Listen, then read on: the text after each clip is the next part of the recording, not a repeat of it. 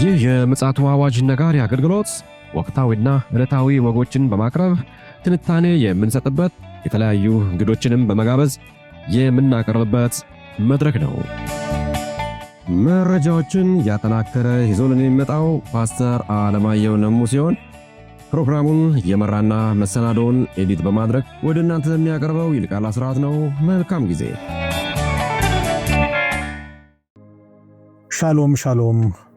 ውድ የተከበራችሁ የምፅዓቱ አዋጅ ነጋሪ አድማጮቻችን በድጋሚ ተገናኝተናል። እንዴት አመሻችሁ? የምሽቱን ደግሞ መረጃ ይዘንላችሁ መጥተናል። መልካም ጊዜ እንደሚኖረን ተስፋ አደርጋለሁ። መስመር ላይ ፓስተር አለማየሁ ይገኛል። መረጃዎችንም አጠናክሮ ይዞልን መጥቷል።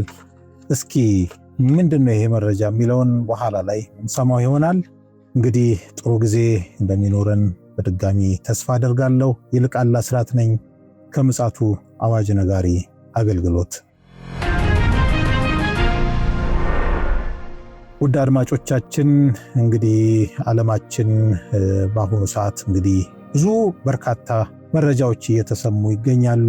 ነገር ግን ከዛ ውስጥ ፓስተር አለማየሁ መረጥ አድርጎልን ሊያስደምጠን እንዲሁም ሊመክረን መስመር ላይ ተገኝቷል። በቀኑ መረጃችን ደግሞ እንዲሁ ወሳኝና አሳሳቢ መረጃን ወደ እናንተ አስተላልፈን ነበር። ምናልባት ያመለጣችሁ ወገኖች ካላችሁ ቻናላችን ላይ በመግባት ልታደምጡና መረዳታችሁ ሰፊ እንዲሆን እንዲሁም ሌሎችንም እንድታነቁ ሊያግዛችሁ ይችላልና ገብታችሁ እንድታደምጡ እንመክራለን። እንዲሁም ደግሞ ፕሮግራማችንን ሰብስክራይብ ያላደረጋችሁ ወገኖች ካላችሁ ሰብስክራይብ በማድረግ ለሌሎችም ሰዎች በማጋራት የአገልግሎታችን አጋር እንድትሆኑ በጌታ ፍቅር እንጠይቃለን። በመላው ዓለም እንግዲህ ፕሮግራማችን የምታዳምጡ ወገኖች መረጃዎችን ወደ እናንተ እያስተላለፈን እንገኛለን። ብዙ ቁም ነገርና ትምህርት እንደምትወስዱም ተስፋ እናደርጋለን። አሁን መስመር ላይ ፓስተር አለ ይዞልን የመጣውን መረጃ ያስደምጠናል። በቅድሚያ ግን ሰላምታ ከተለዋወጥን በኋላ መረጃውን ያቀርብልናል። ሰላም ላንተ ይሁን ፓስተር፣ እንዴት አመሸ? እንደምን አመሸ ወንድም ይልቃል? እግዚአብሔር ይመስገን። ያው እንግዲህ የሚሰሙ ነገሮች ሁሉ በጣም ጆሮን ጭው የሚያደርጉ አሳሳቢና አስፈሪ ጉዳዮች ይሰማሉ በእርግጥ። ነገር ግን ለኛ ግን የማንቂያ ደወል ነው፣ ለባነን ነው። ጌታ ኢየሱስ መምጣት አመላካች ስለሆነ በዚህ እንጽናናለን። እስኪ እንግዲህ ይዘህልን የመጣኸው መረጃ አለ፣ ማቅረብ ትችላለህ?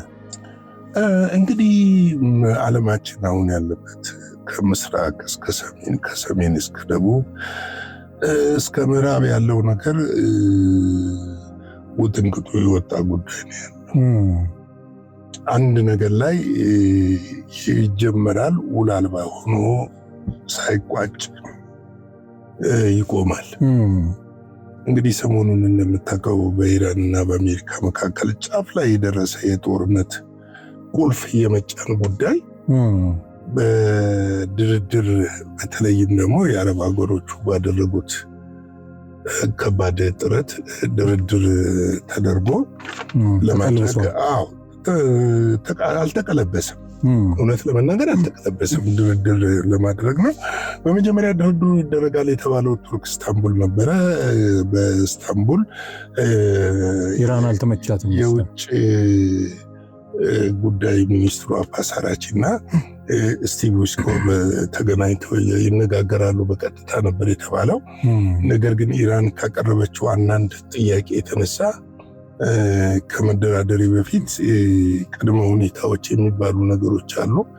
እነዚህ ምንድነው? አንደኛ ማዕቀቡ፣ የመጀመሪያው ወደ ድርድር ለመግባት ማዕቀብ መነሳት አለበት የሚል ጉዳይ ነበር የነበረውና ነገር ግን በዛም ባለመሆኑ በሶስተኛ ወገን ኦማን ላይ ነበር ድርድሩ የተደረገው። ኦማን ላይ ድርድሩ በሚደረግበት ሰዓት እጅግ አስቸጋሪ የሆኑ ነገሮች አሜሪካም ሆኑ ምዕራባውያን የሚያቀርቡት ጥያቄ ለኢራን ትጥቆቿን እንድትፈታ ነው። እንድትፈታ ማለት ምንድነው? ማምረት እንድታቆም፣ ያላትን የኒኩለር ጣቢያ ሁሉ እንድታስወግድ ምናምን ነው። እና ኢራን የዛ ደግሞ የቀረበችው ምንድነው? ምንድነው የኒኩለር ጣቢያ ብላችሁ የምትጨቀጭቁ?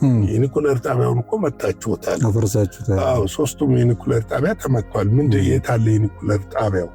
እናንተ የምትሉት የኒኩለር ጣቢያ አሳዩኝና ልስጣችሁ የሚል ነገር ነበር የተነሳው።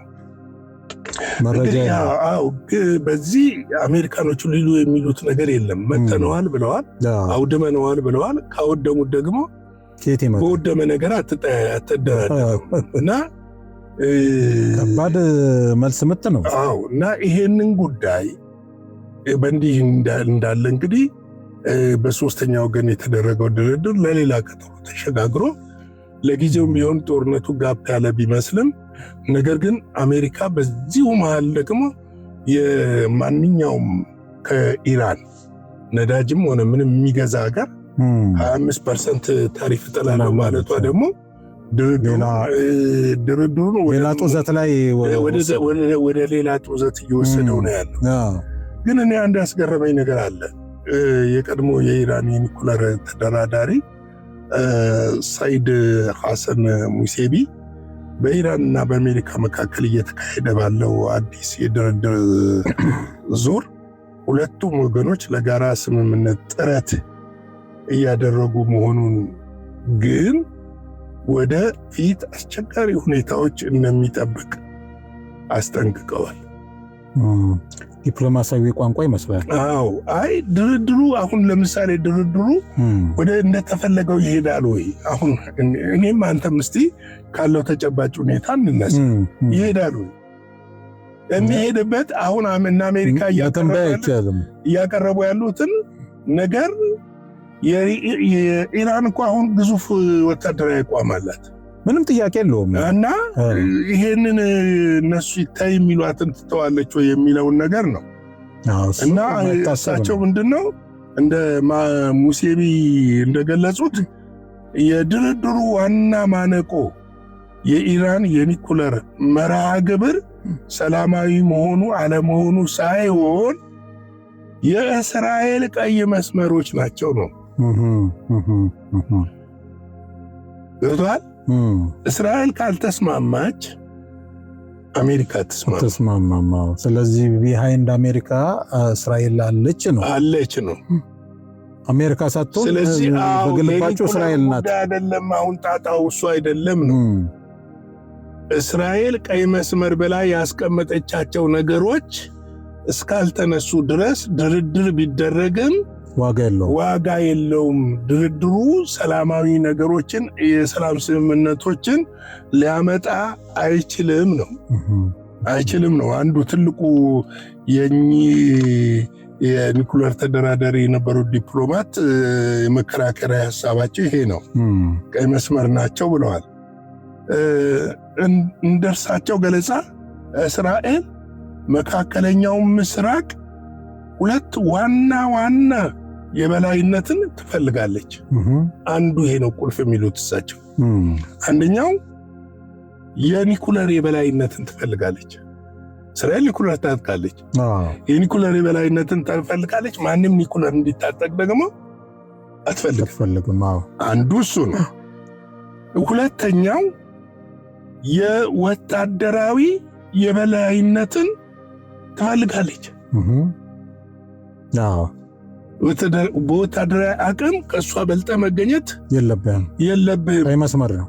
ለነገሩ ለአሜሪካኖቹም ራሱ እስቲ አሁን ተመልከት፣ ለሳውዲ፣ ለኳታር፣ ለሌሎችም የጦር መሳሪያ ሲሸጡ ከእስራኤል ያነሰ ነው፣ የወረደ ነው በመጠንም የሚሸጡላት። መቸለታ ትንሽ ፓራላል የሆነ ነገር ተፈጥሮ እስራኤል በጣም ተበሳጨች። ጥያቄ ለሳውዲ እና ተመሳሳይ የሆኑ መሳሪያዎችን አትሸጥም። አውሮፓውያኖችም እንደዛ ናቸውና ለምን በዛ ቀጠና ላይ በወታደራዊ አቅም ከማንኛውም አገር ለምዕራባዊ ቅርብ የሆነች በልጣ እንድትገኝ ስለሚፈለግ ነው። እና ይህንን ነገር ነው እሳቸው ያነሱት። ተደራዳሪው አካል ኢራን እነዚህን ሁለት የእስራኤል ቀይ መስመሮች አስቀድማ መሻገሯን ገልጻለች ይላል። አስቀድማ ምን አድርገዋለች? አልፈዋለች ኢራን። በወታደራዊ የበላይ ነች፣ ሁለት ነገሮች ሲባል ምንድነው? አንዱ ያው ኒኩሌር እኮ ማለት ነው። ሁለት ነገር መያዝ ነው። አሁን እኮ ኢራን ኒኩሌር አላት እያሉን ነው፣ በጉራማይሌ እየነገሩ ነው። እኔ እናንተ በዚህ ጉዳይ ላይ አላወራንም። አሁን ባለፈው ኢራን የሞከረችው እንትን አለ፣ ይሄ በአጥፍቶ ጠፊ አሜሪካንን ልብ ትርታ ለማዳመጥ ያደረገችው ጥረት አለ። እንደውም በአንዳንዶች ሲዘግቡ በወጪ ደረጃ ራሱ አሜሪካንን በከፍተኛ ኪሳራ አጸፊታውን ስትመለስ ማለት ነው። ኢራን የተኮሰቻቸው እነዚህ ድሮኖች $20,000 በጀት የያዙ ናቸው እና አሜሪካ ደግሞ እሱን ለማክሸፍ የተኮሰችው እንትን በጣም ከፍተኛ ወጪ የሚያስወጣ ሚሳኤል ነው እና አሁን ማናት ኢራን ታክቲካል የሆነ ነገር ነው ያደረገችው ይባላል እና አሁን እንደው ተሳክቶላት ኢራን እንደ ዝናብ ብታወርድና ያንን አብርሃም ሊንከን የተባለውን መርከብ ብታሰምጥ እንደው በዚህ የሚቋጭ መስልሃል? ጦርነቱ በኪሳራ ጦርነቱ እኮ ምን መሰለህ፣ አንድ የኢራን ጀነራል ምን ብለዋል መሰለህ፣ በዚህ ድርድር እየተደረገ ድርድሩ ከተቋረጠ በኋላ ምን ብለዋል መሰለህ፣ መካከለኛው ምስራቅ ያለ ማንኛውም የአሜሪካ ጥቅም ይወድማል። እሱማ ግን እንደው አሜሪካ እንደው ዝም ብላ ጓዟን ሸክፋ ትመለሳለች ብለህ ታስባለህ? ሁለት ነገር ነው።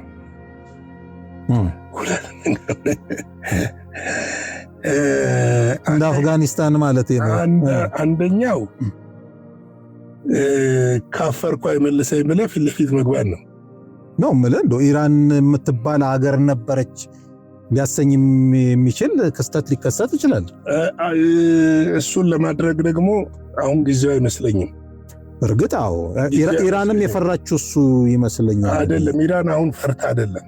አሁን ኢራን አይደለም መፍራት አሜሪካ ነች። አሁን እውነቱን ለመናገር አሜሪካ ነች። ለምን መሰለው? ፖለቲካል ክስረት አለው። ፖለቲካል ብቻ ሳይሆን ወታደራዊ ክስረትም ሊመጣ ይችላል። ወታደራዊ የሚመጣል፣ ፖለቲካልም ኢኮኖሚካልም ነው። ግን ልል የፈለኩት አሜሪካንም እንደፈራችው ሁሉ ኢራንም የህልውና አደጋ ላይ እንዳለ። ለምሳሌ አንድ ሰው መኖር የሚፈልግና መኖር የማይፈልግ ሰው እኩል እርምጃ አይወስድም። መኖር የሚፈልግ የሚኖርበትን እያስጠበቀ ነው እርምጃ የሚወስደው። መኖር የማይፈልግ ግን ድራሽህን ማጥፋት ነው የሚፈልገው። መኖር አይፈልግም። ገብቶሃል? ኢራን እንደሚያጠፏት ስለምታውቅ ቀድማ ማጥፋት ነው የምትፈልገው ሁሉን ነገር። ስለዚህ ታክቲካል የሆነው ነገር ምንድን ነው?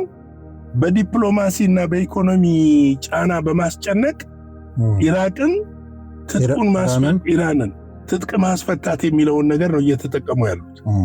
እኚህ ሰው ከተናገሩት አንድ ነገር ላንሳል። የእስራኤልን ቀይ መስመር አስቀድማ ተሻግራለች ካሉ በኋላ ኢራን ከወሰነች ይላሉ።